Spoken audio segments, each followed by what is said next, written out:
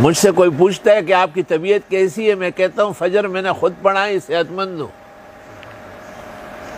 اور جب مجھے کوئی کہے تو میں کہوں کہ آج میں نے فجر نہیں پڑھائی، مجھے بہت السلام علیکم ورحمۃ اللہ وبرکاتہ۔ جی ناظرین، امید ہے کہ سب خیریت سے ہوں گے۔ مولانا مفتی ظہور علی خان صاحب کی بیان کو سماعت فرمائیں۔ خدا کی قسم جو نقصان فجر میں ہوا ہے اس کا تدارک ممکن نہیں ہے۔ افسوس، صد افسوس ان مسلمانوں پر جو نماز فجر میں کوتاہی کرتے ہیں۔ اور میں نے نماز فجر کو لحد میں دیکھا ہے کہ مجھے اللہ کے عذاب سے چھڑانے کے لیے آئی تھی۔ ایک حسین اور جمیل جوان ہے، جس جیسے حسین و جمیل کبھی دیکھا نہیں ہوگا، اور اس کے فوراً بعد ایک اور اس جیسے آیا لیکن بہت تکڑا، اور اس کو ایسا کیا، پیروں کی طرف جاؤ۔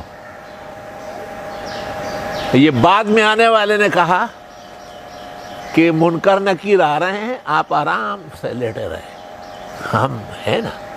اتنے میں منکر نکیر آئے، انہوں نے السلام علیکم، ان دونوں میں سے کسی نے بھی جواب نہیں دیا، کہ دے دو کاغذ۔